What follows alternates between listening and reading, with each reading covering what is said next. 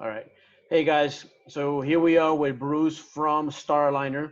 He is basically a frame machine collision repair equipment specialist. So we're gonna do a quick seminar on frame machines and all the equipment that Starliner can provide us. So Bruce, you got the floor. Take it away. Well, thank you everybody for joining me today. Yeah, so what I want to do is just kind of go over a few different things that are going to be major selling points for you guys on the equipment itself. I mean, obviously, you guys are selling other pieces of equipment that can go into repair shops, body shops, weekenders, guys doing jobbers, different guys like that, just working on different pieces. And the Starliner piece for us is our more budget-friendly piece. It's a good price point piece. A lot of guys can get it into their just as like a lift. They can get it into their house if they're doing some side work, some jobbers type work like that, builders, things like that, where they're just doing weekend work or evenings, and they can afford to get this in there and get all of the work done. A piece like this we've been building since I believe '83 is when we started on it. So it's been around for many, many years. Other than a few subtle changes, we really haven't changed anything on the piece. So, or any of the lengths, because we make this one from 15 feet up to 30 feet in length. So it's going to cover any of your guys that are doing just the small little cars up to guys doing big trucks. We can also do a little bit of custom work, but we'll stick with just kind of what's in the catalog for today. But as always, if there's ever any questions, you can always reach me. My cell is 218-234-3355. You'll reach me there if I'm at home in the evening, weekends, lunch, anytime. I'm always here to help you guys out with any questions that you have. Thanks, Bruce. You bet. So let's start just a little bit with the, let's see, let's go down to, we'll go down to the first machine, which is our 362. If you go past that, I'm going to cover some of that other stuff that's in there in a little bit, Juan. Yeah, so this. Okay. So this. Hey, Bruce, let me just take 1 minute to explain, Sure. to anybody new that doesn't know what a frame machine would do. Basically. Yep, I was going to get into that when we Okay. got the Excellent. machine. Go ahead. Nope. So I wanted to wait till they could see it before I explained kind of what it is. So this is the machine that kind of started everything for us. So what it is, it's basically a flat platform that actually tilts down, similar to a ramp, to be able to load the vehicle on it. You're going to load the vehicle, it lifts up and it levels out. And what you're going to use it for is if in any collision, there's going to be damage, be it frame damage, sheet metal damage, anything like that. And what this does is that if you look at the picture there, you can see the platform. So that's the piece that the vehicle is going to sit on. And the two large towers that are on the outside edge is actually what's you're going to use to reverse the damage. So once you get the vehicle on there, there's 4 anchor stands that are down on the middle section there. You're going to hold your vehicle down to the platform with those, and then those towers will move 360 degrees around the machine so that you can actually line them up exactly where you need to put it in order to reverse the damage. So on anything that's in the collision side of it, or any damage, you want to reverse it the exact same direction that it was pushed in. So you have to be able to manipulate the tower to get it in the right angle, the right position, to be able to back that out properly. So with 2 towers like that, we can do it with 3 as well. The standard one is kind of a 2. So you can pull it forward into the side if need be, so you can actually reverse that damage exactly the way that it was pushed in. So I hope that somewhat explains it a little bit, but the big thing to remember with any of this stuff is some of the customers may ask you on how to anchor this or how to do that. For the most part, I stay out of that because I don't want the liability, just as I'm sure you guys do not want the liability as far as so-and-so told me to do this or do that. All you can really do is explain to them what the machine's capabilities are and let them either pay for training themselves or find someone that's going to be able to come in and help them out with it. When you say anchor the machine, you're talking about or anchoring. You mean anchoring the machine or anchoring the car? Anchoring the vehicle to the machine. Okay. Or putting the vehicle in the machine. Yeah, that's something that actually that has to be. They have to get trained on that, right? You a lot of guys can figure it out themselves. You know, I mean, it really depends. A lot of guys, well, YouTube is so big nowadays. A lot of people are just kind of watching videos and kind of figuring out how to do things. I am no expert at it myself. I would never say that I'm a body tech by no means. I've worked with, just been in the industry long enough where I can kind of talk with some of these guys a little bit on the way to do different things. But the standard machine like this, if you look at the anchoring that's on there, that's going to be for what they call a pinch weld anchoring. So if you look on the bottom of a vehicle underneath your doors, there's a small little flange that sticks down on most passenger vehicles. And that's actually the pinch weld, where it comes down and the floor skin meets the outside of the rocker, and they use a spot welder to weld those materials together. These anchor stands that are on a standard machine like this are going to lock onto that and allow you to make any pulls you need and secure the vehicle, so you're not pulling the vehicle itself. You're only pulling the damage in reverse of the way that it happened. So it's Does that make sense, guys? I have a question. Sure, absolutely. So so would this be considered dent fix equipment then, or more than that? Well, dent fix equipment is a different brand. So this is collision repair equipment. Collision repair. Okay. Yep. Like dent fix is a different brand that does completely different stuff. This is an actual frame machine.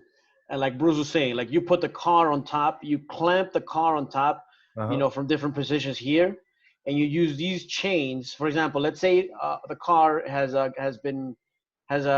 into a car accident, right? And this part of the car, right, the one that's here is dented.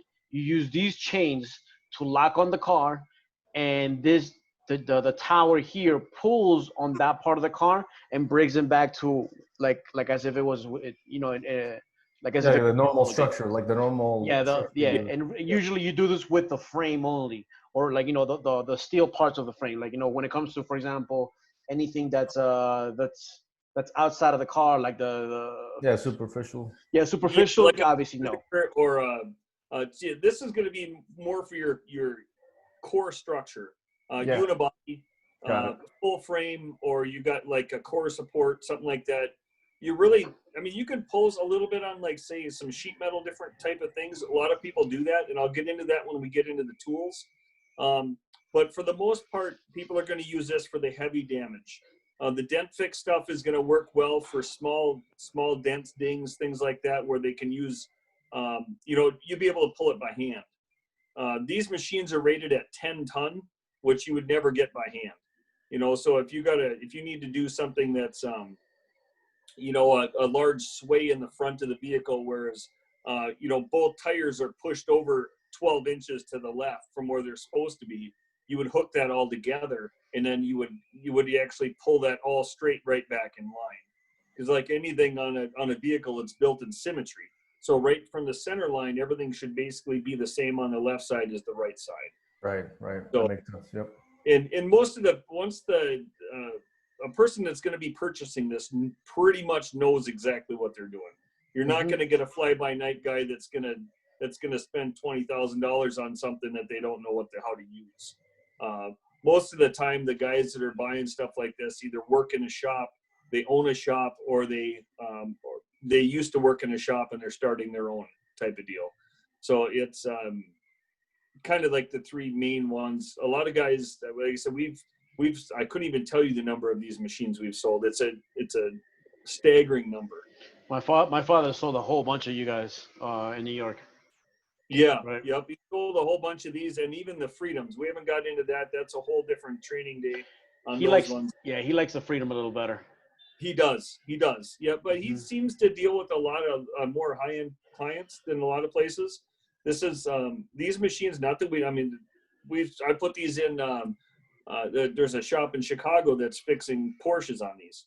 So I mean, it's one of those deals. It's I think it's like a wheel balancer, right? Like you can do like a regular wheel balancer to do run flat tires if you know what you're doing, but most people don't know what they're doing. Correct. So guys, so just so you know, when he means American Freedom, basically that means Star Eyeliner has a couple of different brands, right? They have Cheetah, which is the one that we're looking at right now. This one. They also have American Freedom, which is right here.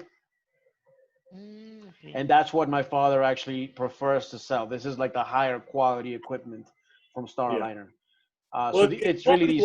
it's the same. It is, so just to Okay. kind Yeah, yeah. of back a little bit on that one, is we use the same materials. It's the same process. The biggest differences between the two is the Starliner here is an air hydraulic machine. Some guys love the air hydraulic versus an electric hydraulic, which is what the signature line of machines is. So it's quality-wise, we do not build them any differently, but there's different Gotcha. features that makes one better than the other to certain people. Some And this guys is so. This you would said is rather have air over this than- hydraulic. What's that? The Cheetah line is air over hydraulic. It is air over. So you can see on that picture right there, you can see the hose coming off that cylinder running down Yep. to the foot pump on the floor. Yep. So we can do these in electric, but normally it puts the people out of the price range that they want to be in. And Mhm. also on these ones, to internally plumb it for the hydraulics, we haven't really done many that way. So then you end up with more hoses on the floor and stuff like that. It can almost be a little bit of a mess in the shop. Gotcha. Most of the guys that are buying these though are kind of just a budget friendly guy. They want to spend, say $20,000, have a machine and tools at their shop. Yep. They can do the same work as the other machines can, exactly the same work. It's just a matter of there's a little bit of conveniences that are on the electric, or as far as on some different anchorings, the round towers, and we can get into that as well as we get down here. But Okay. so this machine here that you're looking at, the 362, this is a 15-foot machine. So this is going to go well for all your smaller unibody cars. Some guys are fixing trucks on there, but you get just very tight to fit them on there. These ones here also, the 15-foot and 18-foot, are a little bit narrower for the fact that they're made for smaller vehicles. So that's one thing first thing I always ask the customer every time I take a call is, what are you fixing? If they just say, oh, we do, a lot of Impalas and Toyotas and stuff like that, but they don't mention trucks, this is a good one to get them into because it's going to be a little better price point for them. And it just works well for them for that. It's not too big for the shop. Maybe if they're doing the smaller vehicles, they have a smaller shop. They can't handle the big trucks. So number one thing is find out what they're doing. If question them, say, hey, are you guys doing a fair amount of trucks? A lot of trucks. A lot of people, well, one here, one there.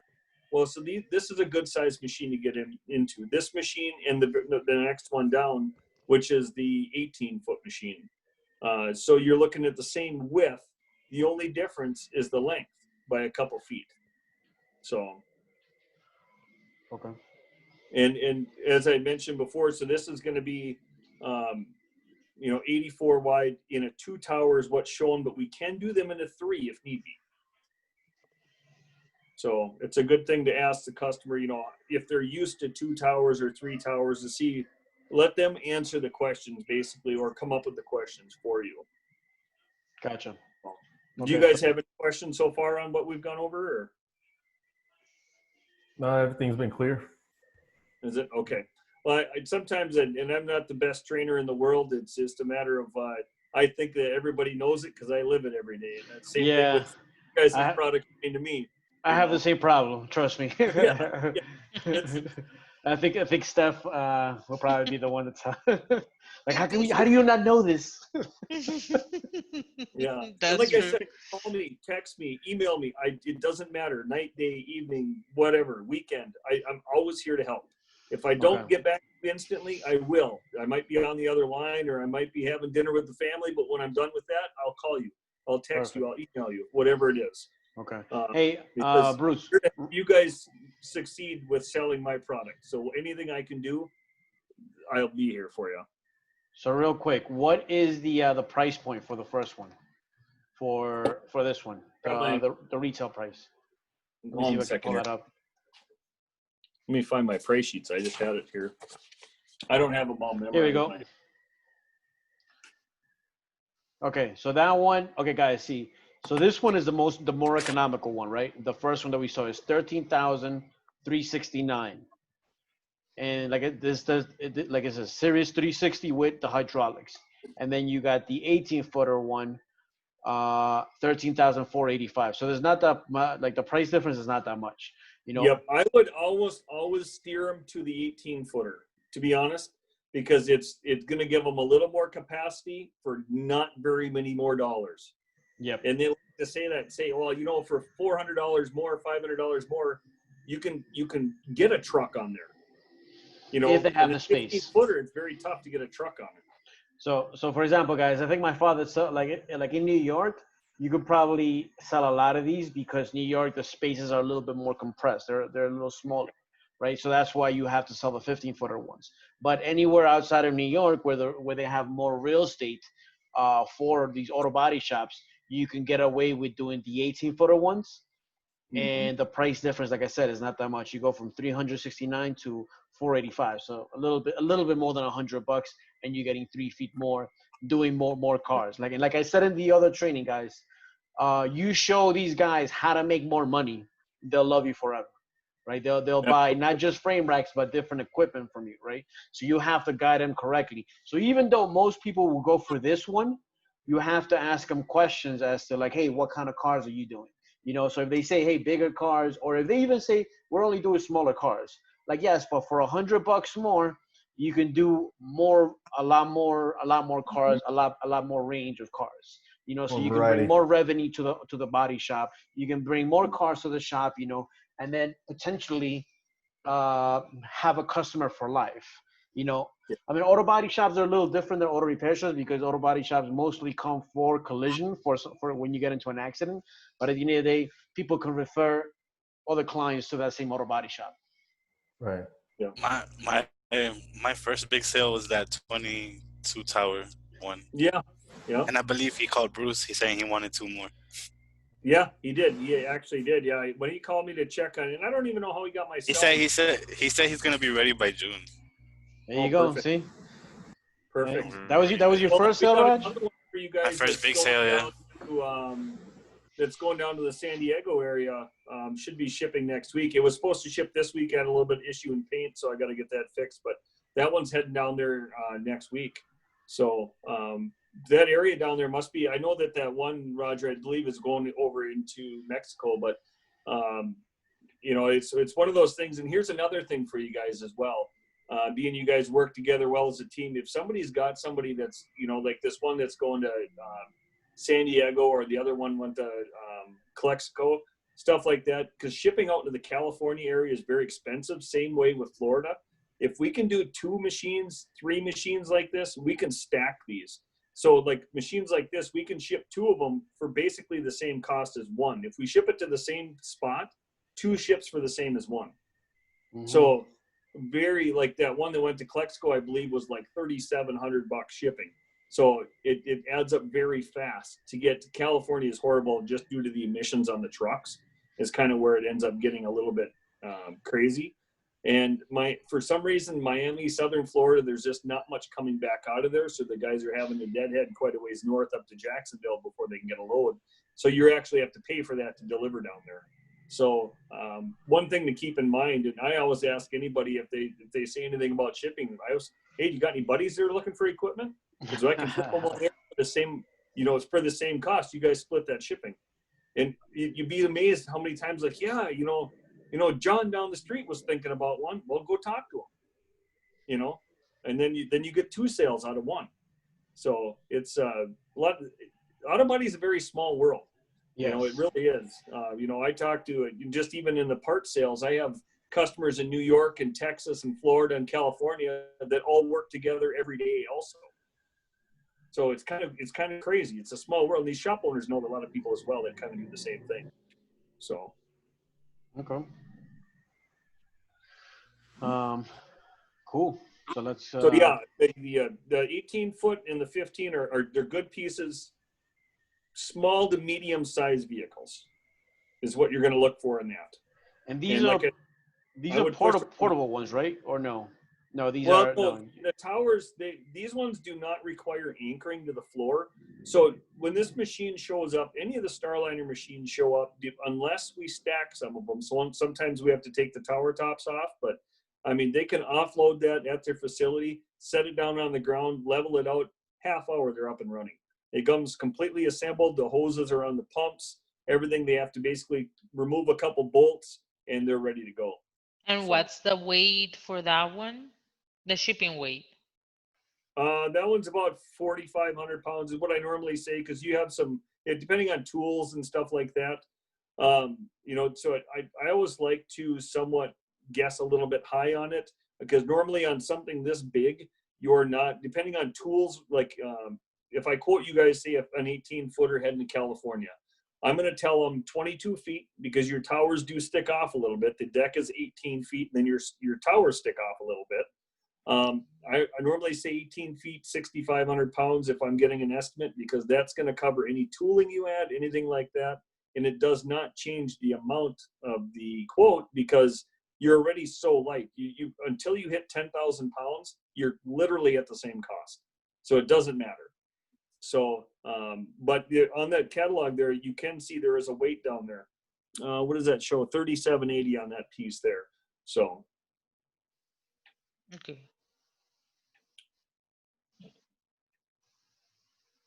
All right, so from there, yeah, if you want to scroll down, but that's the two big sellers for it. The 18 cells is our #1 selling Cheetah pretty much, but it's quickly being surpassed by, keep going down if you could there, one. Go down one more. I'll just pass this one and we'll come back to that. One more, sorry. I forgot the SF was still in there, or that 5,500. So this one is quickly becoming our fastest selling machine. It's a Series 20. So we do this machine in 20, 22, and 24 feet. It does not show the 22 in the catalog here. I know they're working on a newer catalog right now that's going to have that in there, but we had so many people requesting a 22-foot machine, we just started building it. It is on your price sheet, though, and I believe you do have it on the website there as well. But so this machine here is also wider than the previous one. You're looking at 92-inch wide deck.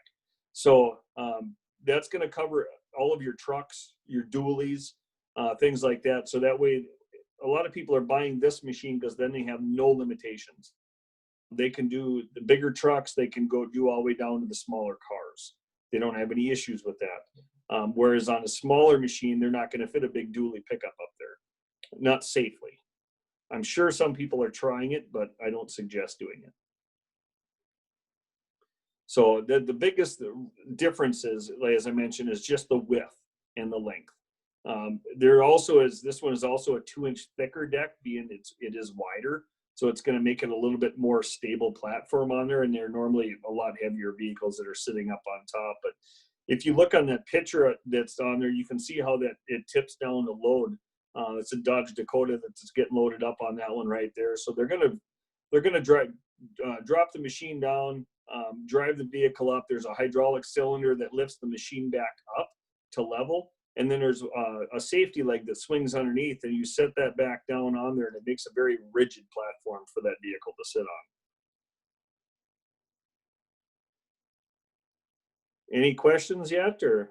And like the back part, the way it lifts is kind of like a scissor lift, right?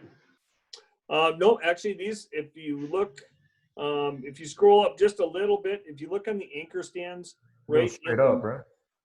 Yeah, well, no, just the one end.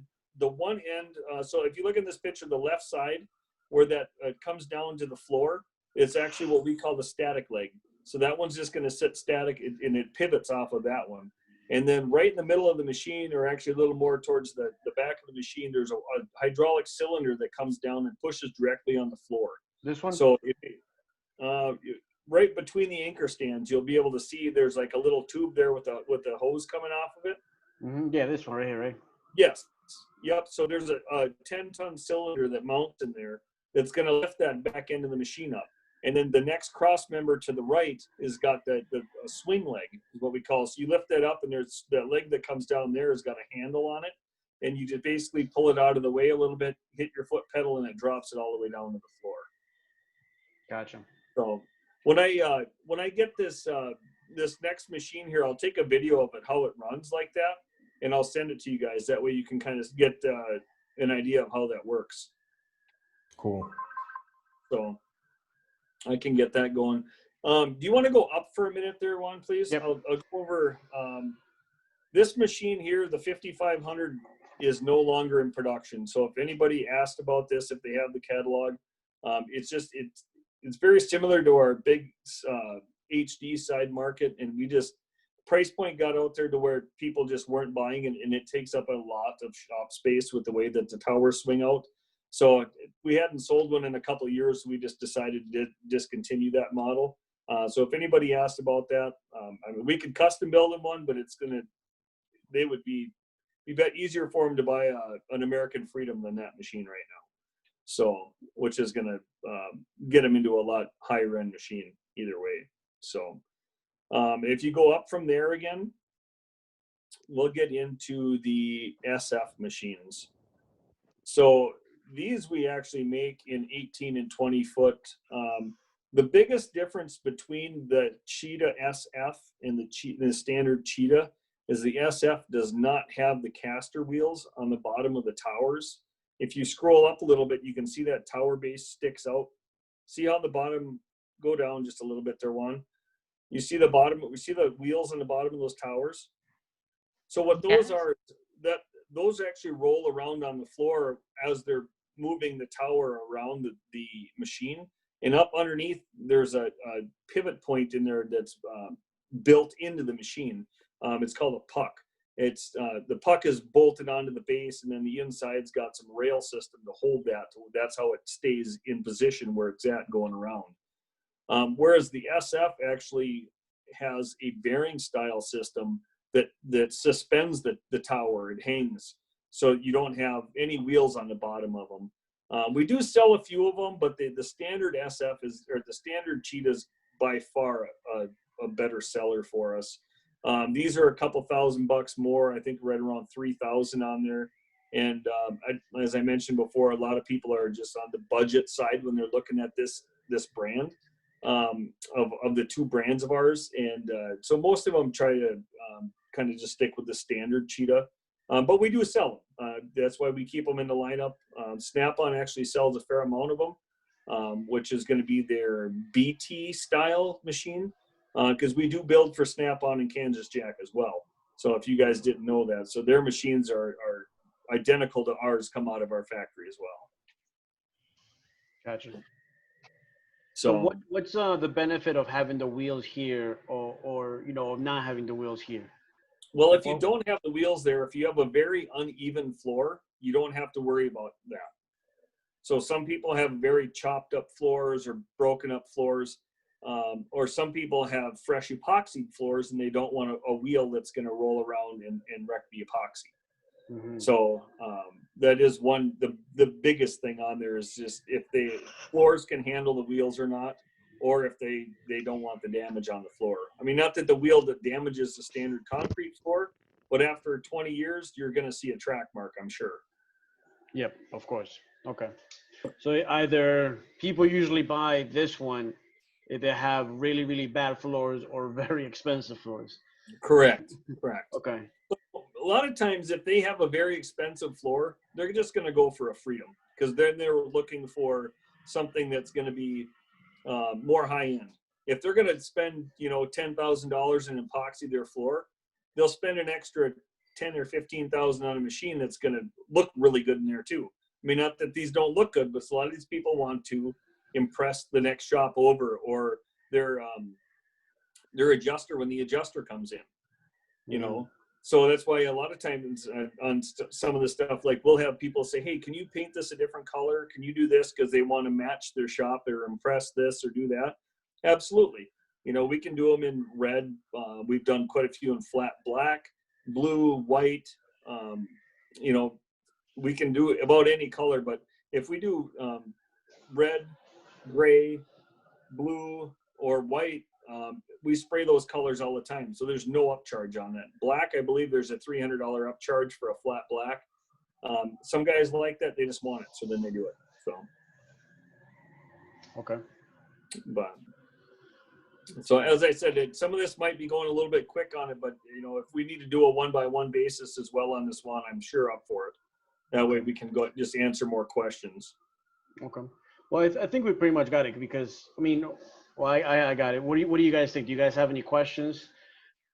Please ask anything that you don't understand. I don't. I think you give some good points as far as like questions to ask and things like that. What type of vehicles are you going to be working on? Or are you fixing? So that way we can get more.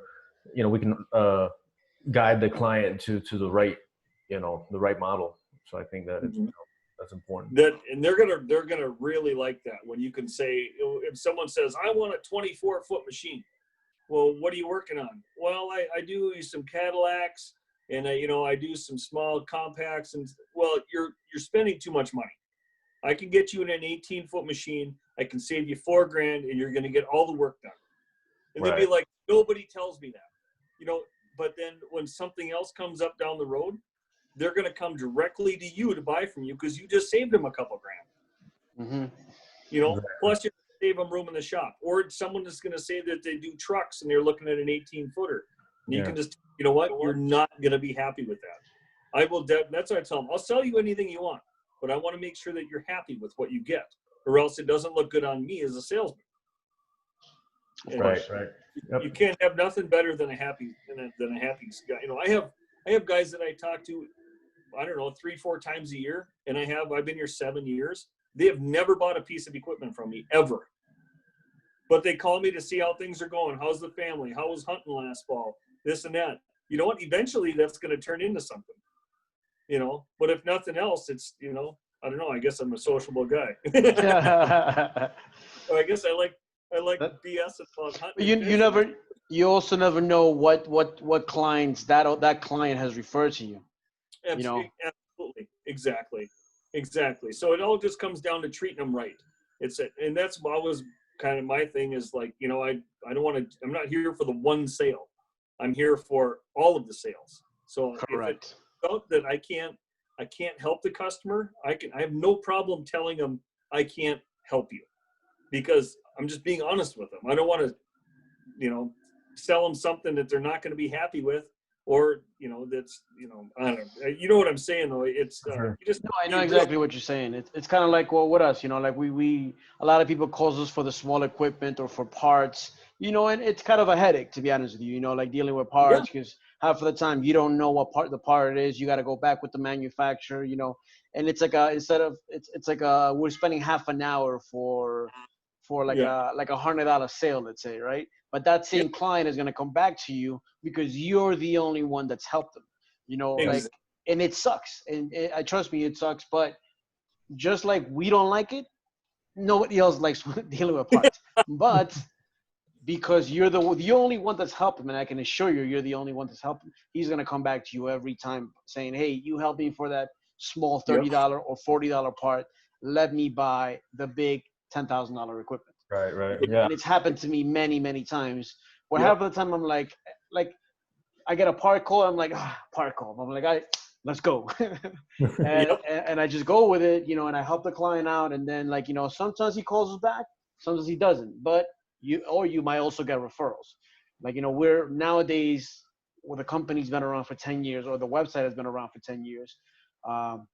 So we're getting more. We're a brand name now. So they're like, hey, you know what? This guy JMC helping with this part.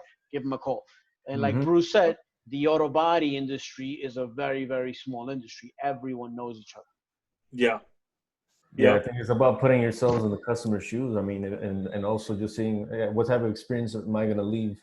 Am I going to leave with, from speaking to the JMC representative, or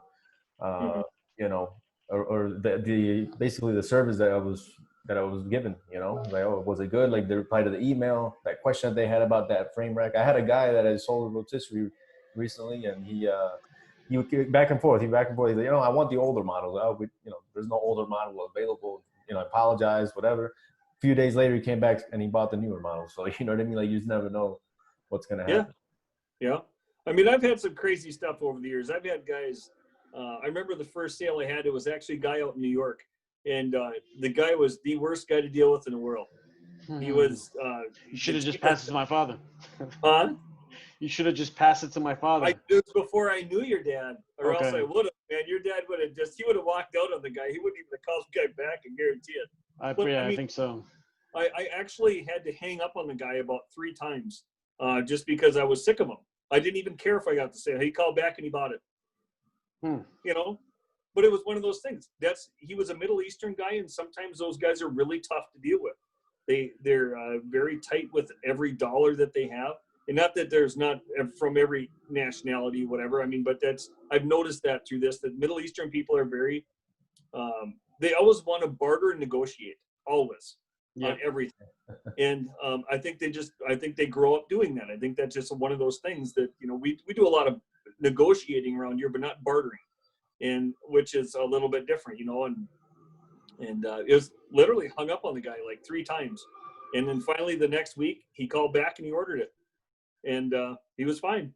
After I broke that and he realized that I wasn't just some chump, and you actually is, you know, I'm here and I'm doing my job professionally, and I'm here if you need something and this and that. Then he was fine with it. He's been a great customer since, you know. But sometimes it's a little different. You got to read each person, obviously. Oh yeah. You know, I'm pretty fluent in sailor and truck driver and farmer. That's funny. I mean, well, I don't know. It just kind of works, I guess, for me. But you know, not for everyone. You know, and that's just kind of how it is. But I mean, I think in this industry, you have to be comfortable with that. You know. You do. I mean, you're not. Most of these guys that we're talking to, I mean, yeah, you talk to the big executive owners and stuff like that, but you get them out of the suit and into the shop. Like at SEMA, you'll run into the same thing. You run into these shop owners out there, and you know, some of them are dressed up and some of them aren't. When they get back home, their hands are dirty. They're in the shop. You know, they're throwing down just as much as everybody else is. Where, you know, you just got to realize that, you know, they put their pants on one leg at a time just as well.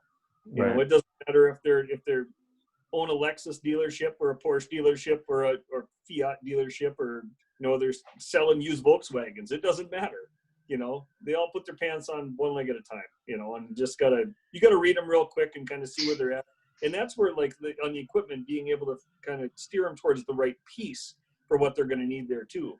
Some of them have a Lamborghini in mind when they can afford a Ford Focus. You know, it's just a matter of what it is. You got to kind of be realistic with them on what they can afford as well. For sure. Yep, that makes sense. So let's go down a little bit. Let's go over just some of the tools quick, because now that you kind of understand a few of the different things on here, that's going to help you kind of answer some of these questions. And then I won't keep you guys too long on this. And we can always come back when we need to. But if you keep going down, there's a couple big tool packages that really sell well with these machines, and that's one thing between the Starliner. It's still down further. You said this one is not in you guys don't have it anymore, right? I do not make that anymore. Correct. Okay. Yep. So yeah, let's go look at. Hold on, let me look at mine. I'm going to page. Where they at? Page 10.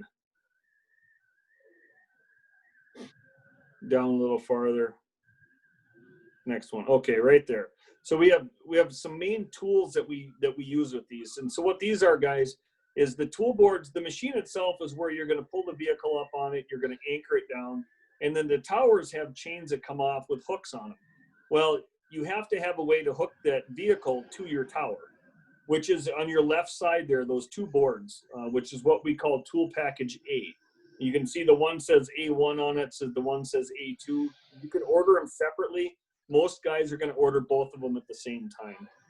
And what these are is this is an assortment put together at MoClamp just for us, of MoClamp tools. It's going to allow them to hook onto different points on the vehicle. There's some hooks, straps, clamps, things like that. There's a strut tower plate that's the piece that's kind of the half moon looking thing in the middle on the bottom.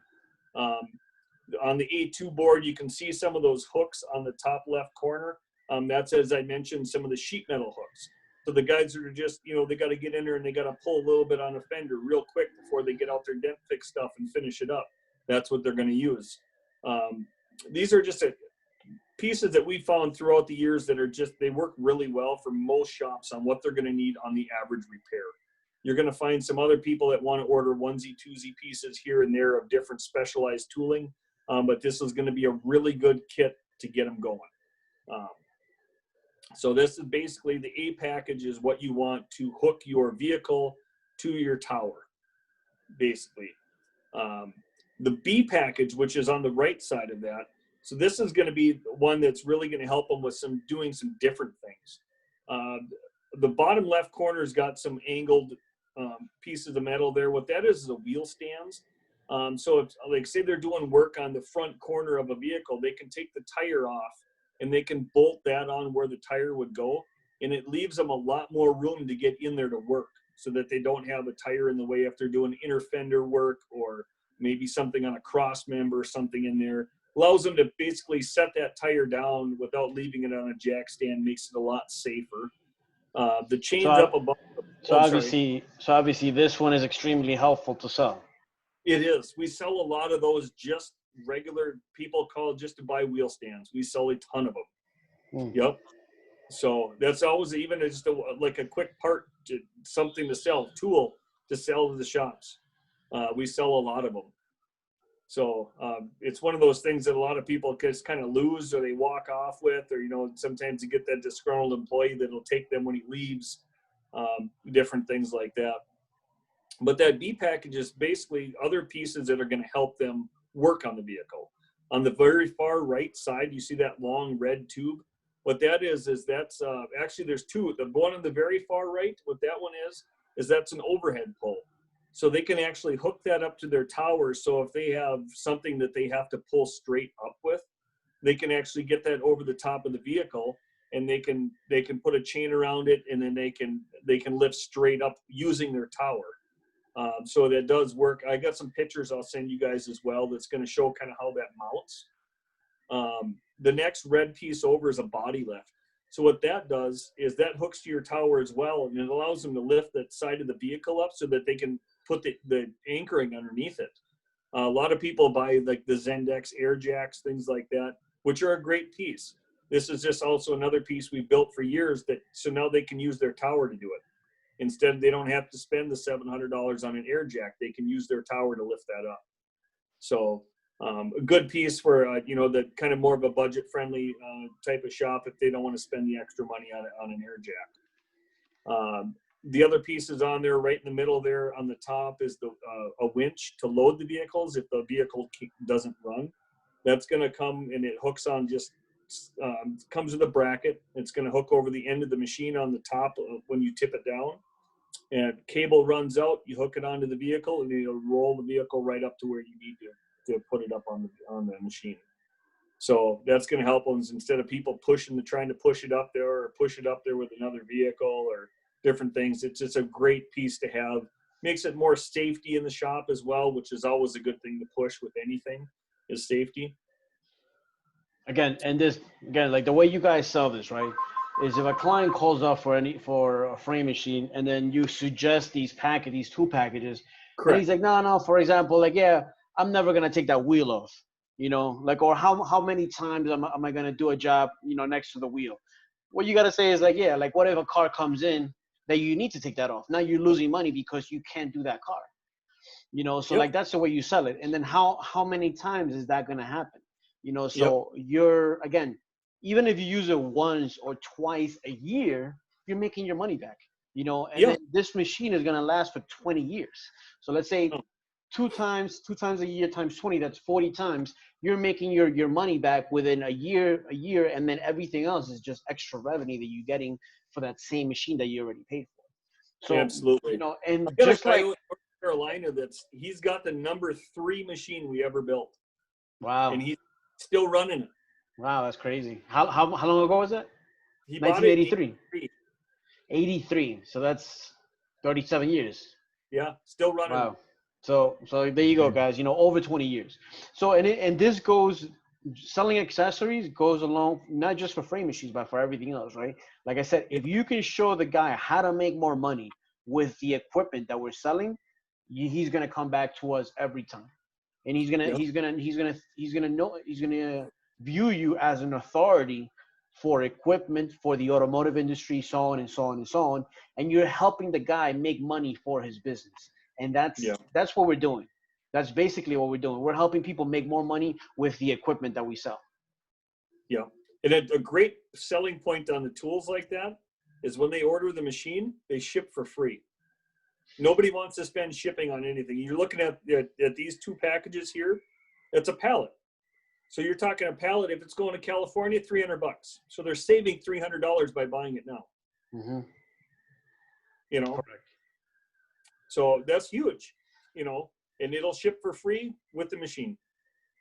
You know, if they want to add it later, you know, yeah, say, you know, you want to add this a year, or they say, oh, wait for those, you know, till later. Just letting you know it's about $300 for shipping when it's time. And shipping charges keep going up. Nothing gets cheaper. Yep. By the time correct. you're going to 6 months, it might be $340. And not to mention the actual equipment may go up as well. Exactly. Yep. I have a question about that.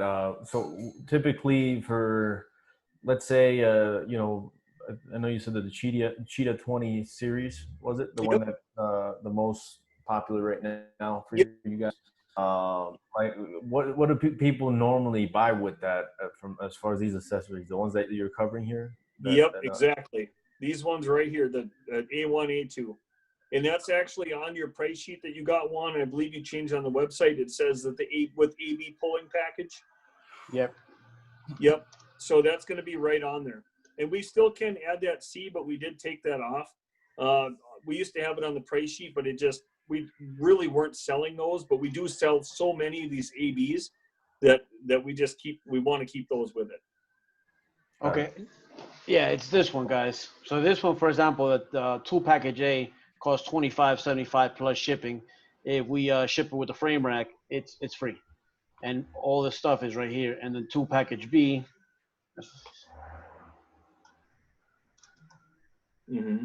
it's where is it? Right here, $22.60. Yeah. Yeah, and it's going to ship for free with it. And the nice thing with the B package, with the other thing, it's got the overhead pull, which is the guys need that.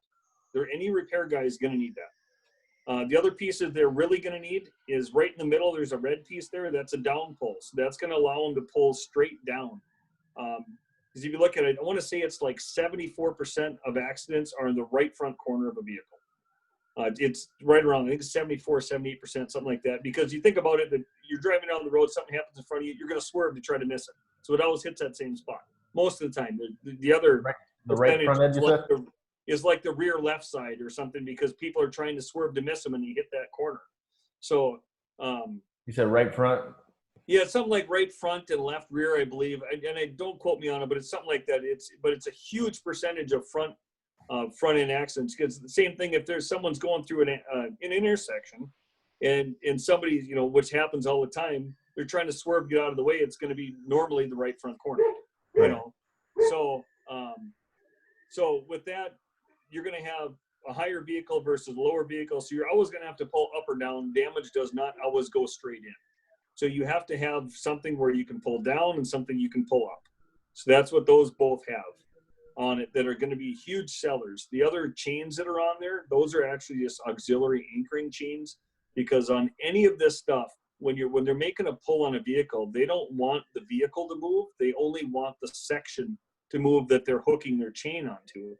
So they have to anchor this vehicle down as tight as possible, so that, because if you move the vehicle with the pull, you're not really actually doing anything. You gotta hold the vehicle static and then make your pull from there in order to correct the damage with least amount of movement and the most accurately.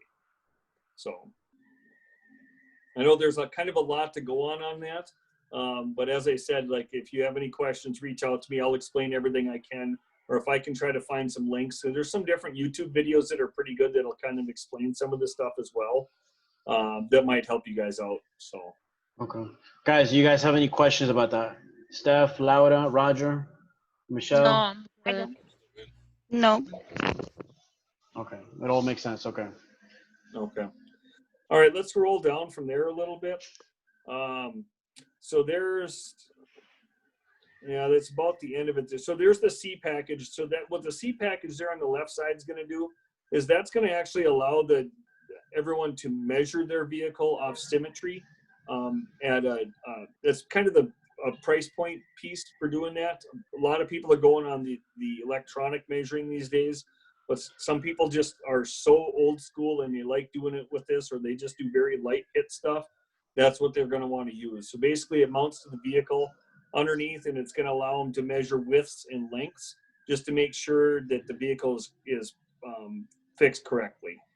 So always another piece that to try to upsell them with. It's a good piece because some people will say, no, I just pull until it fits, but it just doesn't really work that way for everybody. So, and on the right side there, that's an AutoVision electronic measuring system. I don't know if you guys are real familiar with that one. It's No. it's a piece that we don't really normally sell through a lot of dealers, but we definitely could. But it's a nice piece. It's like our biggest selling measuring system, and we still don't sell a ton of them. But it comes out of Wisconsin. It's a 3-dimensional measuring, but it also allows them to do wheel alignment. It's not an alignment machine, so it's not as efficient as an alignment machine, but it gives them one more added feature into the shop. So, Okay. try a little bit more return on investment on that. So, then down here's the Sonic system. We don't sell that one through distribution either. That one we build for Kansas Jack. We have it in our catalog for us to sell. And then the left side there has got our HD, which is a whole different market there. But if you guys ever get calls for that, we do build large truck frame machines for transit buses, fire trucks, semis, things like that. Actually, your father, Juan, when I was out in New York, I put one in the sanitation department in New York. I remember you told me that. Take a peek at that. But we do most of those. We normally do factory direct for the most part, but we do have some of the distributors that'll sell them as well. It's a piece there. Sometimes a guy in conversation will come up that they do this, some of the big work on the side, or they have a different section of the company that does large trucks as well. I always like to bring that type of stuff up. It's a very, very good piece. We sell a fair amount of them. It's just that it's more of a specialty market. So. Gotcha. Nice. Okay. I think that should probably bring us to the end of that for the catalog. Okay, and that's the Starliner brand. Let me Yeah, go. Yeah. Okay. So basically, this one is this one. This one is the smallest one, 15-foot, air over hydraulic, right? Mm-hmm. And this one Yep. has the wheels. Correct. So, yeah. Okay. So this one is the 18-footer one with wheels, right? Also air over hydraulic. Correct. Okay. These are all going to be air over hydraulic. Gotcha. You can order them electric, but it's not on your price sheet, and I'd have to basically just kind of custom do a quote for you on that if you needed it. That Okay. one is without the wheels, right? Yep. This one is correct. The SF is without the wheels, and usually people that want it are people that have really, really bad floors that the wheels are going to get stuck on, or really expensive floors that people don't want to, the ones that have the expensive floors, you said will go to for the American Signature, right? Yeah, you look American at it, Freedom, excuse me. Freedom Tilt, like an American Freedom Tilt where the towers run, looks just like the American Freedom, is only a couple $1,000s more than this, so a lot of the guys just go with that. Gotcha. Okay, and this one you said you guys don't have it anymore. Yeah, right? Scratch that one. The warranty, how that works? It has a 5-year or? Yeah, it's 5-year structural. You're looking at the hydraulics. We all run the warranty through SPX Power Team, which is the Powerthon warranty. It's a limited lifetime. So the big thing with any of this stuff, which is another good seller for you guys as well, because if you do dryers and compressors, is any of these air hydraulic machines, the drier the air, the longer it's going to last. Because the worst enemy for a foot pump is moisture, or any hydraulics. So if they're in a coastal environment or something like that where they have a lot of high humidity, just got to make sure they have a good separator and dryer. Okay. And this one is the Cheetah Series 20. Now, quick question, Bruce. Sure. Like for example, like when should we suggest a 20 or a 24-foot one? You know, like let's say the guy says, I'm only doing smaller cars. You know what? We should go for the 18 one, right? I would think so, yeah. You know, the 20 is the next up step I would do. If the guy says that they do a lot of trucks and dualies, I would tell him to go with a 24 because 22 works, but 24 gives them a little bit more room. And just like anything, just like a shop space or your garage, think of how fast your garage gets small when you start putting a few totes and a couple bikes in there. Yep. You know, you put a dually on top of a 20-foot deck, it gets real small real fast. Whereas you get it on top of a 24, it gives the guy a little bit more room to work. And if they, as long as they can fit it in the shop, what I like to tell people is put as big of a machine as you can fit. If they're doing trucks, you know, because they're going to be taking fenders off and they're going to be taking bumpers off. It gives them a place to set some of that stuff. That's the other reason I like to try to upsell to an 18 versus a 15 is it gives them a little more room to put a fender, lay a set of fender down or reposition the car a little bit if they need to, or a trunk lid or anything. They can set it down on top of the machine instead of having to have a stand for it. Okay. That makes sense. Mm-hmm. It always comes down to shop space. Some of the guys don't have the space. But if you go down a little bit there, Juan, the other one I want to touch quick on, keep going down. What about this one? Yeah. So floor towers. So we sell a lot of floor towers as well. So there's two different things. The floor tower itself, which is on the right there. So this is going to be one that the guys, if they have like just a weekender type garage, this will do a 10-ton pull as well. But they also, in order to do that, they have to actually have what they call pots in the floor. So they have to drill holes into the floor with a concrete drill, and then they put a bolt-in style pot that anchors this to the ground. Guys that are doing little small sheet metal pulls, things like that, will use these. Sell a fair amount of them, especially for some of the shops. They don't have the space to put a drive-on style machine, so they'll maybe put two of these in. I want to say that these are like $2,700 retail, $2,500 retail, something like that. And I can ship two on a pallet, so they ship very easily. Got a guy in Canada that buys a bunch of them all the time. I got a guy down in Miami that normally buys half dozen a year at least. So it's a good it's a good piece. Wow. The piece on the left-hand side there, it comes along with that floor tower, but what that also gives you is a rail system that actually bolts to the floor. So it's only 4 inches tall, but it allows you to anchor the machine or anchor the vehicle. Yeah. It anchors the vehicle, where the one on the right, just basically you use your auxiliary chains and the other floor pots to anchor the vehicle so it doesn't move. So it's kind of, I don't know, kind of old school, I guess, but it gets the job done for the guys that don't want to spend the money and to have a drive-on unit. A little step up from that is the left side, the floor rack system, which allows them to anchor the vehicle. So. Okay. Does that make sense to everybody?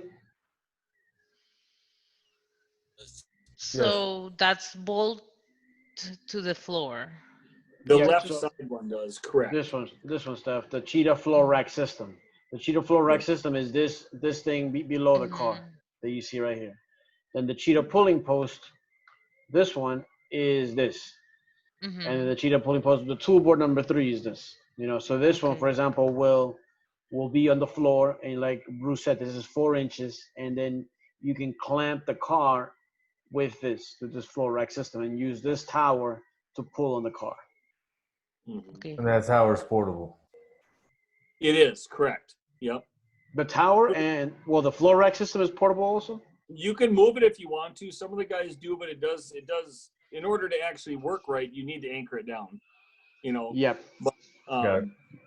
But the nice thing with that is, like, if a guy's got a small shop, you can just take the anchoring off and set it aside. And even if you're doing mechanic work and you park the vehicle up on top of that, you're only 4 inches off the ground. So you're really not changing much. Your tower's put away, your anchoring's put away. It leaves more room in the shop just to be able to work on things as well. So you really don't have a big machine to work around other than just these small little pieces in there. So it gets it up off the floor a little bit. And then But if they need to make some pulls, it allows them to be able to do that. Gotcha. You know, the round tower option right there, which is we don't sell a ton of the Cheetahs with round towers, but it is an option. Some of the guys like to have that collar system that slides up and down, versus the holes on the left-hand side. You can see with the pins, and that's how they adjust their pulling height, guys. So the chain comes through the tower there, and then so you have to be able to vertically adjust that chain so you pull straight. So the round tower on the right, then that's one of the upgrades of, say, like the American Freedom, is you can infinitely adjust that tower height with that collar wherever you want. Whereas on the right side, you have about a 3-inch variance between holes. So you can infinitely adjust on the round. You can't on the square towers. Some guys, it doesn't matter. Some guys, they have to have it. It's just one of those things you have to have the options to be able to offer them. Okay. Then on this page here, the big one I want to just point out real quick is on the top right, the vice style stands. Anytime you're selling a 20-foot machine or bigger, I would suggest they go with those. It's the truck anchoring system. Some guys use just blocks of wood to anchor stuff down, but the truck anchoring is much safer and it's much faster to be able to anchor the vehicle down. So that's just a good one. I always push onto them. It's about $2,600 retail, and it would ship for free. You talk about this one, right, Bruce? The Vice full frame holder? Yep. Chief sells their truck anchoring for like right around $8,000. So it's a good selling point to be able to sell those. So that's going to be probably one of the biggest ones there. The other ones, there's your wheel stands right below them. We went over those on the tool packages. If you go down that body lift, you can see the picture there, kind of how he's got that going.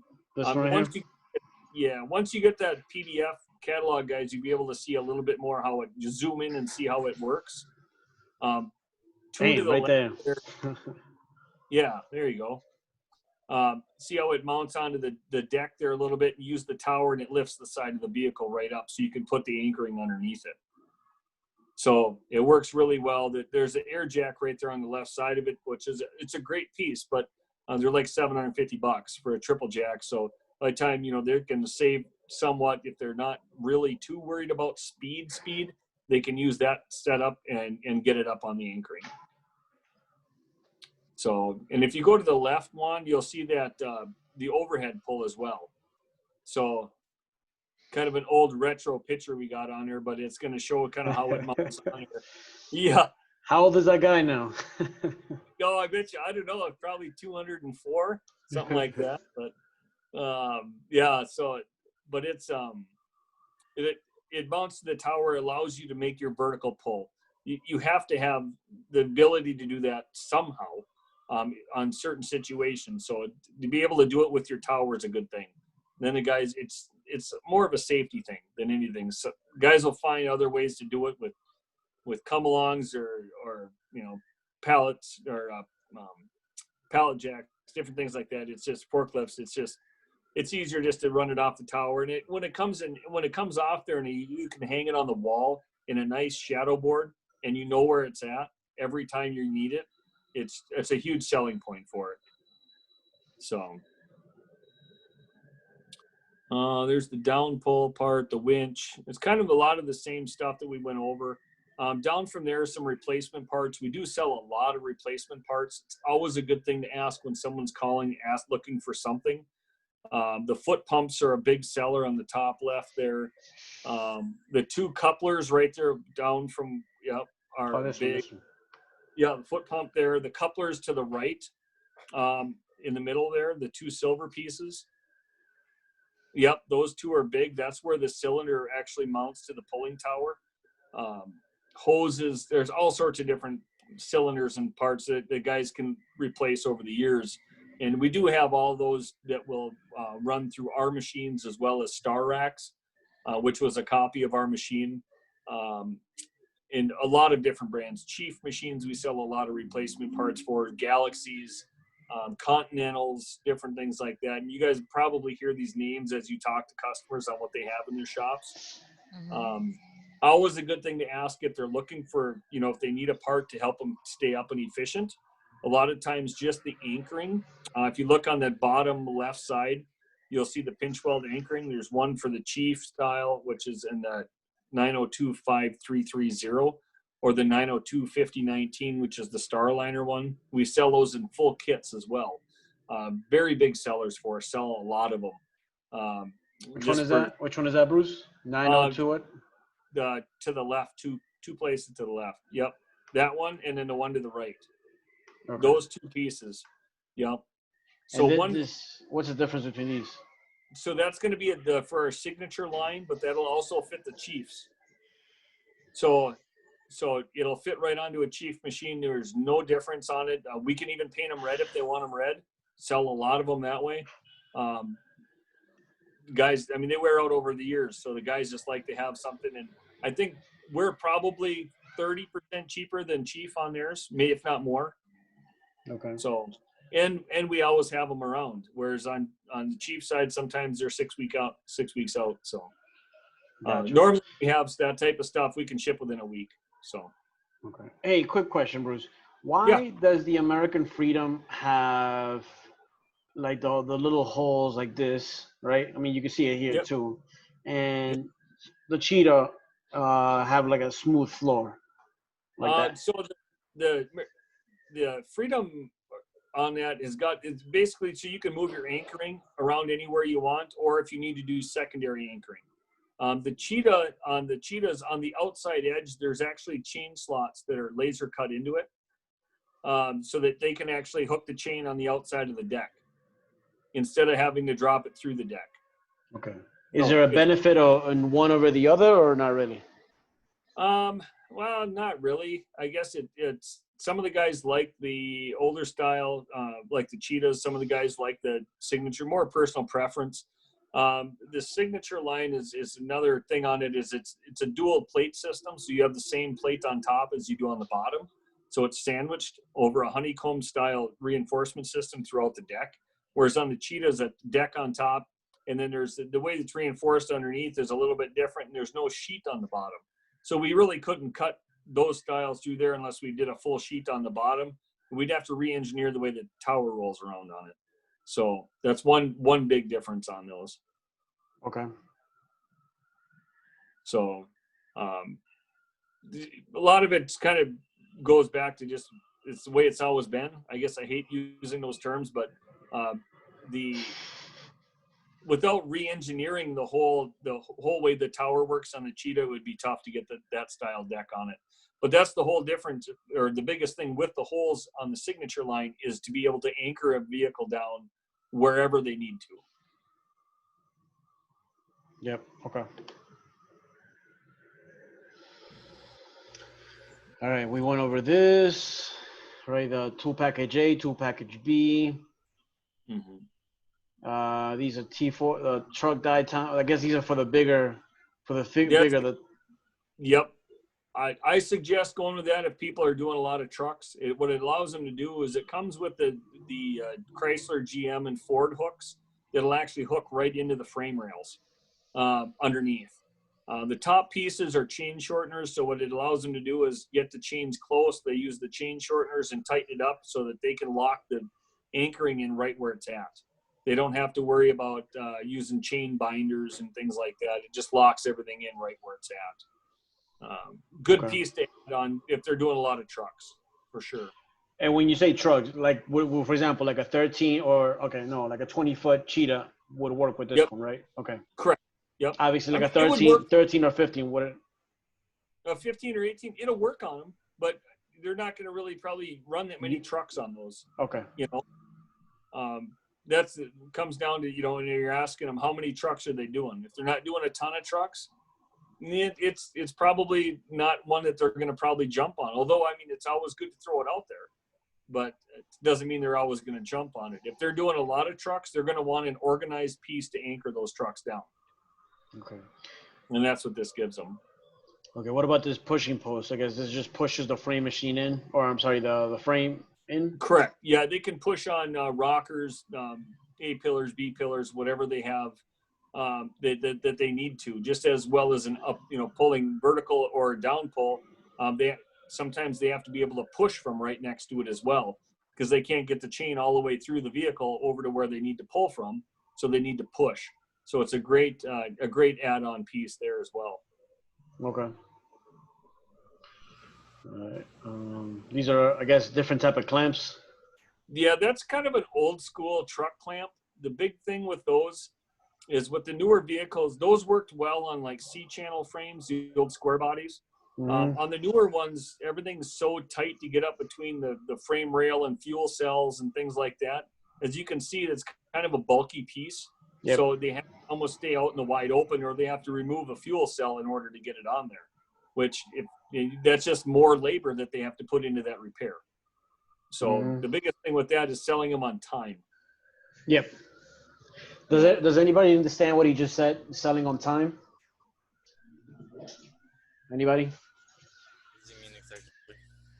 Well, like for example, the two things that auto body shops, auto repair shops make money on is the space that you have on the shop and the time that you do it in, right? Obviously space, because you can fit, if you fit more machines and more cars into the shop, you make more money, right? And if you do something quicker, you can get it in and out of the body shop quicker, therefore making more money, right? So if you can do, for example, 5 cars in an hour by having a machine that's faster, as opposed to doing 3 cars in an hour, obviously you'll make more money with the 5 cars. So makes sense. Yep. I don't know they vary a lot all over the place. Like I know shops that'll get $68 an hour, and sometimes on here's one big thing with some of these is some of the insurance companies will only pay them like an hour for setup on a vehicle, on a frame machine. Yep. So that's where our machines really shine over, say, like a car liner that takes 3 hours to set it up. So that's interesting. I didn't know that. Well, yeah, that's car liners or any of those jig style systems or semi jig systems, or they take a lot longer to set things up. I got a customer that's out in California, and he's unfortunately has to sell his building right now. He's looking for a new building, but he had a Celette, which is, a couple $100,000 frame machine in the Cheetah. Yeah. And he said he used his Cheetah 10 times more than he did on a Celette, because he could get vehicles in and out all the time, but he had to have a Celette in order to get certain programs, which is kind of that's a whole other story there. But yeah, so guys, what he's talking about, the Celette and the car liner, it's the car liner is this brand, which is basically like, I don't know, I guess you would call the Lamborghinis of the frame machines in the industry. Yeah. And then the Celette is like, I don't know, name me a car that's more expensive than the Lamborghini. Yeah. So some of those, the big thing was a lot of those, the European cars require a European bench. So the big difference between it is like, so a bench style like the Celette, so you don't really do much pulling. You basically section the vehicle. So you set that, it's like a jig. So you set it up, your 4 points or 8 points of anchoring, and then say it's got damage in the front corner. You would set up your jig in front there, and if the hole doesn't line up, something's not right. So you can either pull it a little bit until it fits right through that hole like it's supposed to, or you cut that out and then bolt it onto your fixture and weld it back onto the car. So it's very time consuming, very, very time consuming. But gotcha. All right. What else we got here? Sell is time. Yeah, it's like I don't know if anybody saw that show that I recommended, Garage Rehab. Did anybody take a look at that show? At least one episode? Yes. Have you seen it, Bruce? I have not. So it's basically the guy from Monkey Garage, Richard Rawlings. He goes into shops that are really like going down and under, about to go bankrupt, and he just fixes the whole shop. Right? He puts in new equipment. He buys into the shop, invests in the shop. He becomes a partner with them, and basically just comes up with a whole new design. And one of the things that he talks about the most is time and space. The better use of the space that you have, the more real estate that's available to use to put more machines and more cars, the more money you're gonna make. and obviously Yeah. the machine, the time frame that you're doing in one job in, if you do it in less time, then it's gonna make more money. Because like for example, and that's where, for example, the CL10V3s, the CL10V3, you have the option of having the QC, the quick cycle, right? So it'll lift the car in 20 seconds rather than 40 seconds. Think about it like, if you're lifting 10 cars a day, those 10 seconds add up. Think about it in a week, month, year, that revenue is gonna add up to the owner. Right. Figure What was the $60. show? What's that? I was asking Juan, what was the show again? Garage what? Garage Rehab. Garage Rehab. Okay. Thanks. Take a look at it. Yeah. So the big thing, like, is just to watch that. For me, is sell them on time. They're some of the Right. shops are $60 an hour. Some of them are like $40 an hour. Well, if you look at a full car liner setup to get into a shop, on average, is $150,000 to $200,000 for that setup. Wow. Yeah, that's in hoping that they get work from it. There's no guarantee. So it's you can get them into, say, a Starliner or even an American Freedom, something like that. You're talking $20,000 to $45,000. They can do just as much work for a fifth of the cost. Mm-hmm. Depends on certain things, though. I mean, if they're doing, like Juan was saying, Lamborghinis, different things like that, there's certain vehicles that ours just, I mean, in order to anchor a Lamborghini, you basically have to have a jig style system. I don't have anchoring for that.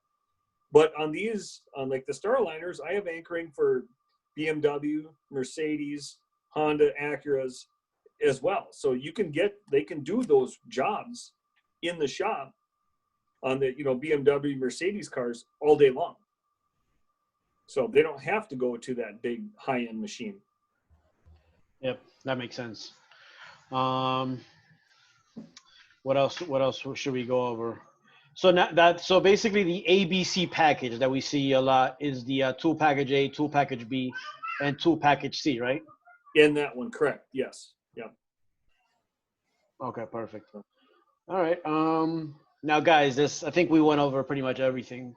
Does anybody have any questions about any of the machines, any of the parts, any of the packages, the accessories? Oh, I think. Does I have everybody? So you guys do or you guys don't sell the C package? We do sell it. We just don't on our price sheet that I sent Juan.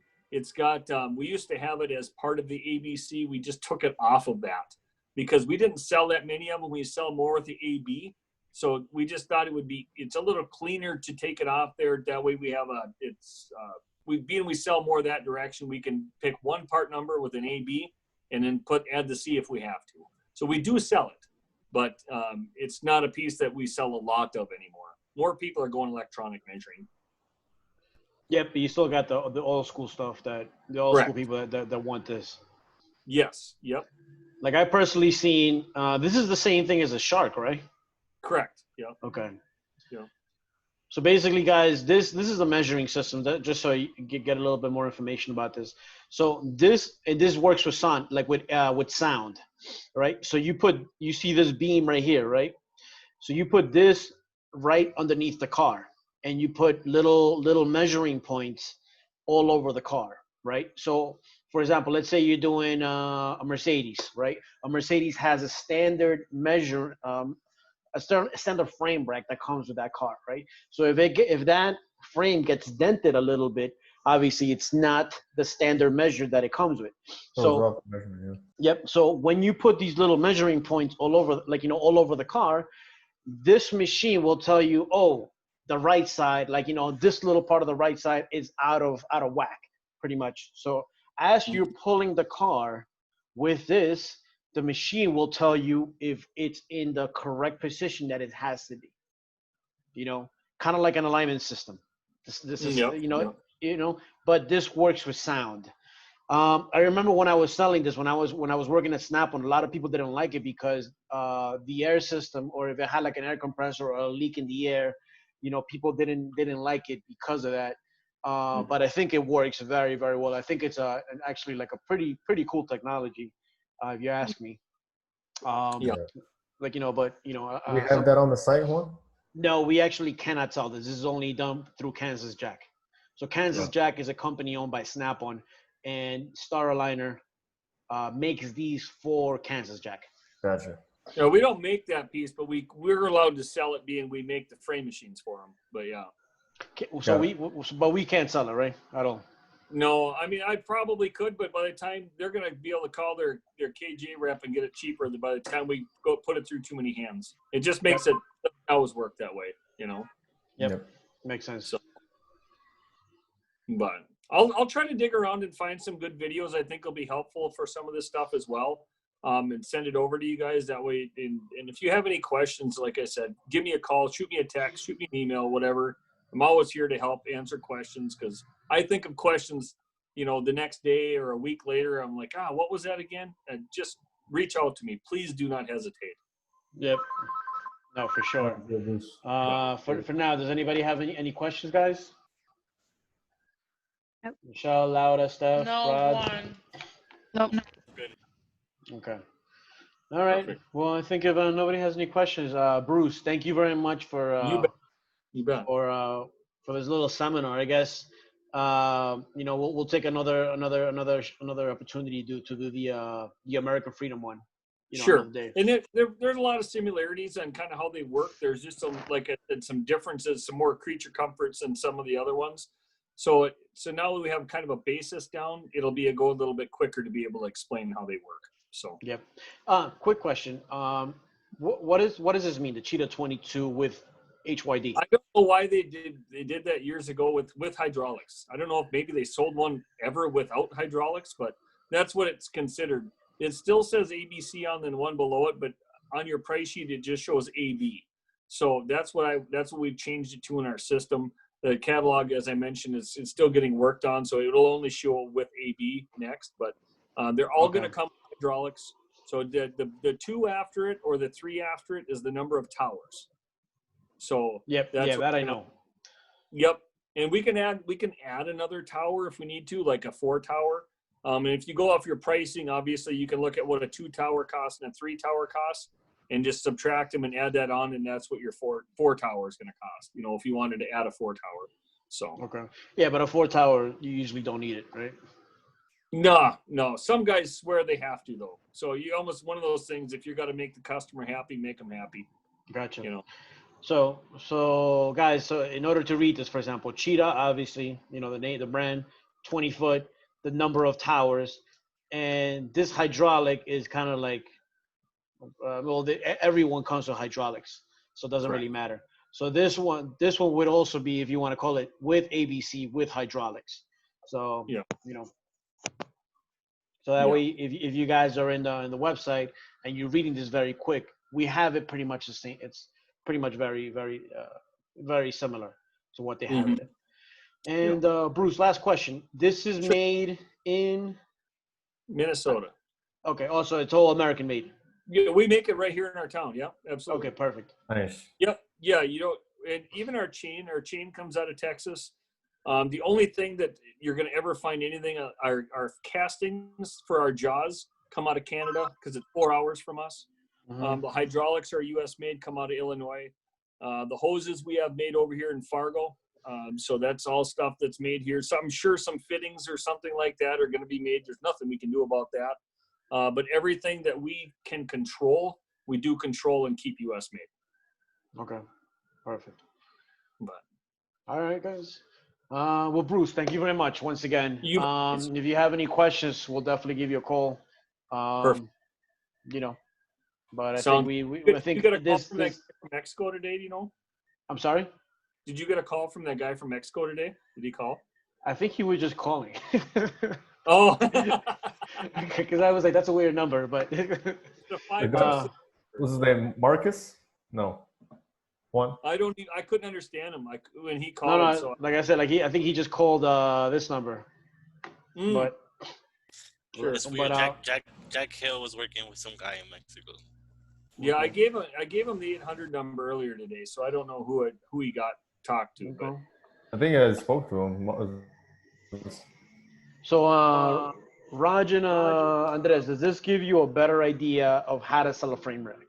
Yes, Yeah. 100%. Very helpful. All Thank you. right, perfect. Because I got a couple of gifts for you. Like, well, Bruce sent us a whole bunch of leads, so I may need you guys to take a look at those leads maybe on Monday. Uh, you know, Sounds good. I called a couple of them, but I think there's a whole bunch of them for us to call. And Yeah, Bruce, there's quite a keep on few on sending, there. Right. keep on sending us. Yeah, I'll do what I can. So, Sounds good. Thanks All a right, lot, all right. Bruce. Well, thanks Bruce. everybody. Have a great weekend. Thank you very much, Bruce. You too.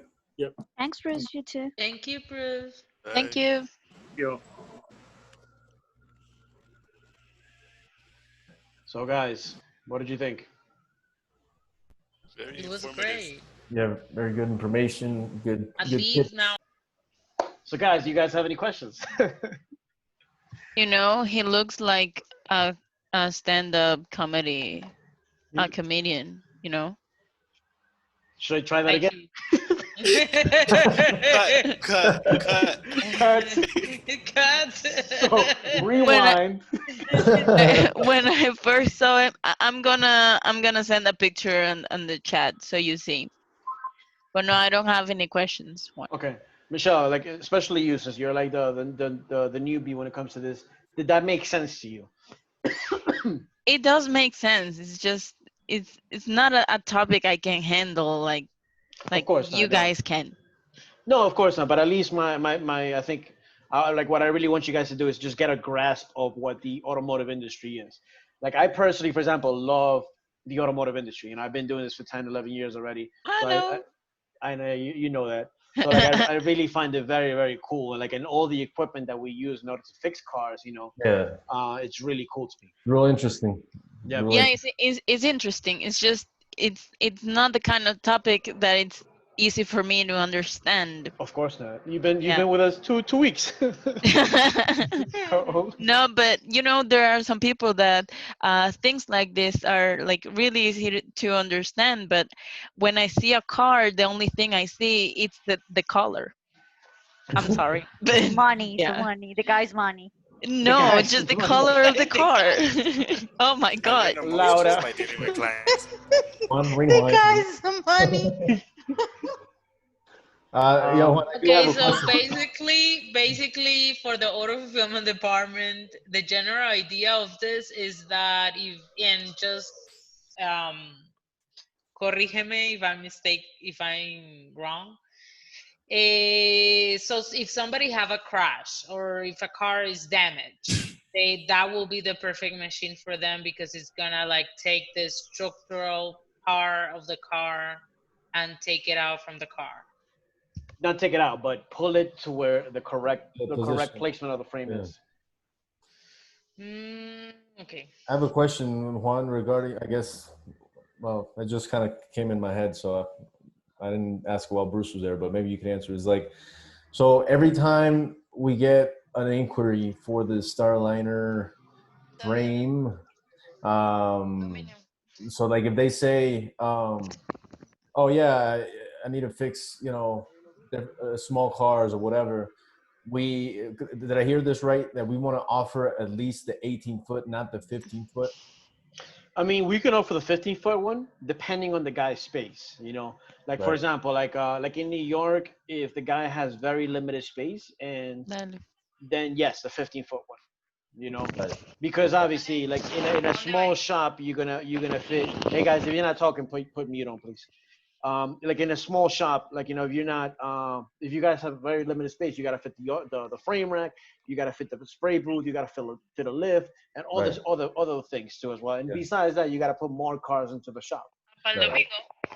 Michelle, put mute, please. So apart from that, like if you have a tight space, yes, a 15. But if you can fit a bigger one, then you go for the bigger one. Because for example, this one, the length of the bed is 18 foot this is for the 18 one, and this is 15 feet. Yeah. Gotcha. Yeah, because like 15 will be very limited on Correct. fixing car, right?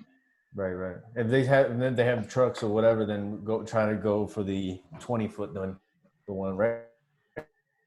That's what Yeah, kind of like yeah, that. I mean, but try yeah, and try and get the person to say, or let's say inform the buyer that hey, you could be making more money if you have a 20 foot because you can see use it for more trucks, bigger trucks. yeah. You can use it for more trucks, because for example, like a big truck comes in, you're not gonna be able to fit it. You may be able to fit it in the 15 one, but you're not gonna be Yeah, able to do it comfortably. gotcha. You know, And then the $100 difference was from the 15 to 18. 15, 18. Okay, and then the wheels versus the bearings. So I know that those will come with the bolt bearings where it slides as opposed to the wheels. So like, what's the price difference for that? Let's see. You know?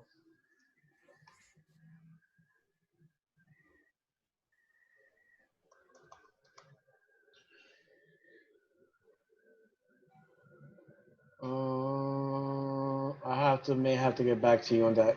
All right, all good. Just in case we get a question like that, so Yeah, if anything, we'll make it a little bit more apparent on the website. Because here, for example, you got the Cheetah 18 and the Cheetah 18 with this is the hydraulics.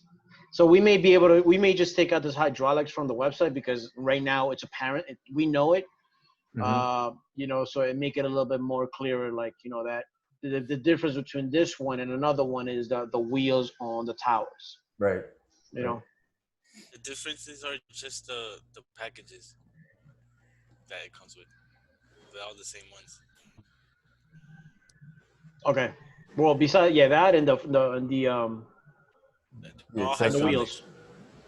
hydraulics. Okay. Yeah. Mhm. The only ones that are not hydraulics, he says, were the Freedom series, but you could order them electrical, right? If you wanted to, but that's like a special order. You mean with electric? Yeah, instead of because they're all hydraulic. He said they're all hydraulic. The only ones that are electric are the Freedom series, but these are possible to come electric without the hydraulic. You just Correct. have to like special order it, and it'll be extra. Mm-hmm. Cool.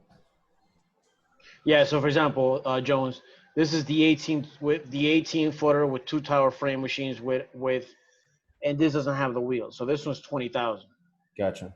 right? If they had the wheels, it'd be more expensive then. Cheaper. Oh, cheaper. Okay. Yep. Got it. Okay. Yep. I have to find it. I'll get back to you on that, but I have to find the pricing for it. You should also look into that because most of the ones on the websites where it offers the ABC packages, it does not include Y- the C package price. Yes. Yeah. I noticed that too on our last sale. So I'll definitely fix that. Hold on. Let me look it up if you guys got a minute or so. Look at Andres. We got some sips. That's funny. That was private, Juan. Sorry, it was just there. That's funny. Okay, so Cheetah floor system, Cheetah 15 with the clamp. So I have to fix those. I think. Yeah, because okay, so here we go. Look, the SF 18.2, it's 17, and the regular 18.2 is 14. So it's about a $3,000 difference. I think And that's a and and number. that and that price sheet, the packages are named differently, if I remember. 427, so so Nika, this is also something that we could put on eBay and Amazon, all that type of stuff. This could actually generate more sales as well. Okay, good. Just Um, yeah, share the price sheet, yep. please. All right, and guys, any other questions? Any other questions that Hey, you can have you about can you this? go can you go back to that one?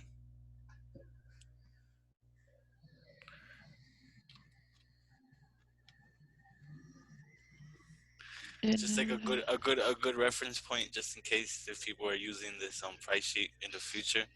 You see where it says like the different types of cheetahs, they're all the same, and you notice where it says with clamp and with chain package. Yep, That's That's the AB. AB package. that's the AB package. Yeah. Yep. That's the AB package. The C package is like more down, I believe, and it tells you the price. If you could go down, I believe I remember which one. Hmm. Yeah, I don't think it's here. Measuring The C package may not be here. That's the auto Hold on. body It's measuring it's one. it's there. It's there. It's there. It's the right there. It's right there. The C package is right there. The Mo Pro 4200. Okay. Uh, The Mo Pro. there you The go. Mo Pro. Who you right calling there. a Mo? Who you calling a Mo Pro, Raj? Yeah, I remember Man. from the last time. You see, I have good memory. Nice. Look at that. Auto body measurement. All right. And we're gonna also put all these little accessories too, guys. So like that way, because he said that a lot of people call for accessories, right? Cool. So, all right. Any other questions? Laura, Steph, Michelle. No, I'm good. No, No. too. Okay. So, Do you guys understand this? I think I'll Eh, have to rewatch the video. Okay. Can you sell it to me right now? no. No. Okay. Well, the I idea would is for like you to guys to know. understand it, to at least to understand what it is, and then I guess obviously that way if somebody calls for a frame machine, you know what they're talking about, which is the most Yeah. important thing, I think. Yeah, I think the number one question is, oh yeah, they say, or I mean, you correct me if I'm wrong here, Juan. So they say, yeah, I'm looking for a frame machine. What do you have, or whatever? Be like, okay, what do you guys? So the first thing is answer the question with the question. Would be like, hey, what are you fixing, right? Exactly. What are I you mean, working just like anything, like in anything in sales, for example, is like, oh, I'm looking for this. Perfect. What are you doing? Yep. What do you need it for? Like Right. when I get a call for a car lift, they're like, great. What are you looking for? What are you looking to do? You looking to store? You looking to repair? Mhm. And with that, that's where they give you information so you can sell the product back to them. Right. Because if you just start talking about whatever product you're selling, guys, we have 50 lifts on the site. So if they Mhm. call up for a lift and you're like, you start talking about all of them, it doesn't make sense. Oh, I had a guy. Yes, I had a guy today. One just to sorry to interrupt. Just a quick, very relevant to that question or to that what you're saying. He's calling for. First of all, he's calling for like a friend that needs a lift. So I was like, why didn't the friend call? I don't. That's another story. But he's like, yeah, I have a friend that's looking for a 4-post lift. I was like, okay, is what type of I was asking, is he calling for a commercial shop, hobby? He's like, he's like, I think it's a hobby or whatever. So I was like, from that sense, obviously I don't have as much as experience to kind of answer that, but I kind of like, my logic, I was just like, okay, well, have him call me so I can better assist him, better answer his questions to see what he's looking for, more of a storage, or if he's looking for or a 4-post, that's a higher quality, that's more durable, whatever. I don't know. Like I just kind of, but I think it's good to know what they want it for, And this was the first time he was buying a lift, so even with more reason. He's there for a hobbyist. He said for yeah, he's like oh I think he's like yeah, my buddy's looking for a 4-post, but he's not really sure. I was like, okay, well, if you want to have him call me, then we can go over it, because I told him, I was like, we have various 4-post lifts, and he's like, and I was like, what is he going to be using for? He's like, oh yeah, I think for his home. He's a hobbyist or whatever. He probably wanted to lift and was just saying that so he wouldn't bother him later on. Say it again. Some people do that. They try not. They try. I don't know how to explain it. I don't know. Because He's just other companies be bothering the clients with the emails and You think the so? spams.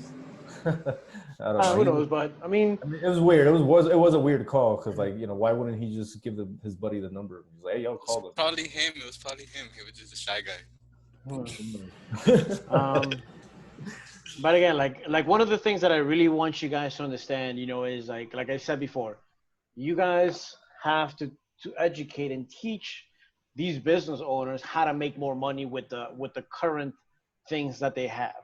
Because the only thing that's not a variable in their shop, that's not easy to change, it's the real estate, the shop that they have, the space. Yes, they can move to another shop, but it's very hard to move to another shop, right? As opposed to just getting something new.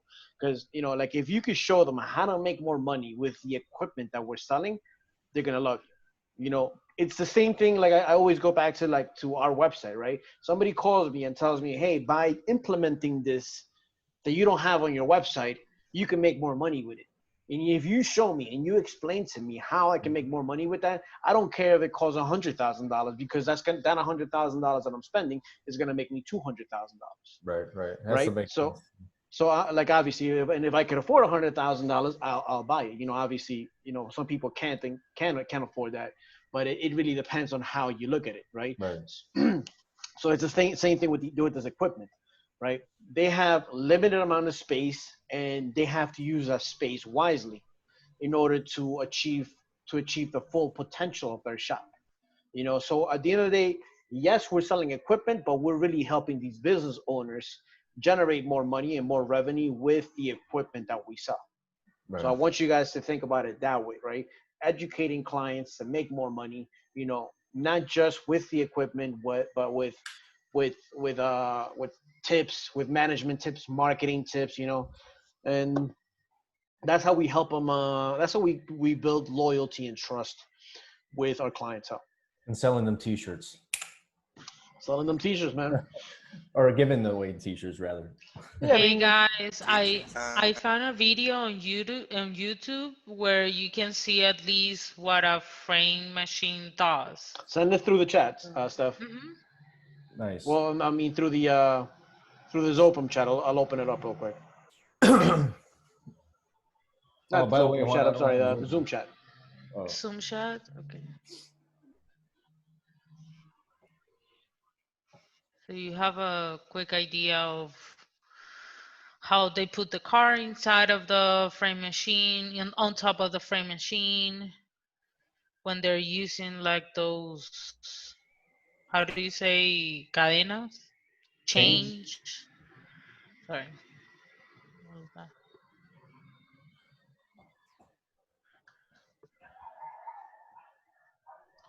No, but I have a better idea of what it is. Star Okay. Aligner. Star Aligner. Freedom. I mean, there's a. Yeah. Oh, this is a Select. So this That's is like a a very expensive frame machine. luxury one. Yeah, this machine costs like $100,000. That's insane. I like them expensive. I didn't know Say that again. that I like them expensive. I'm sure you do. What makes them expensive again? It's just the whole. Just that I think this is made in Europe, and the type of clamps that they have, and the type of hydraulics, and the Just type a of little high technology that they quality. use. Yeah, all that type of stuff. So I'm gonna send you guys this because it's if you guys want to take a look at it, Sure. definitely take a look at it. What Yeah, but else? I definitely feel more confident, in being able to explain to somebody like what a frame rack is, or what type of frame rack they need. Yep. Okay. All right. Anybody else have any questions? Nope. That will. good on my end. No, I'm I gotta go. Sam paid again. Thank you for sharing that on recording. Yeah. good. I'm sorry. All right, guys. I'll Guys, see you and next. I am taking my lunch time. I'm starving. All right. Bye.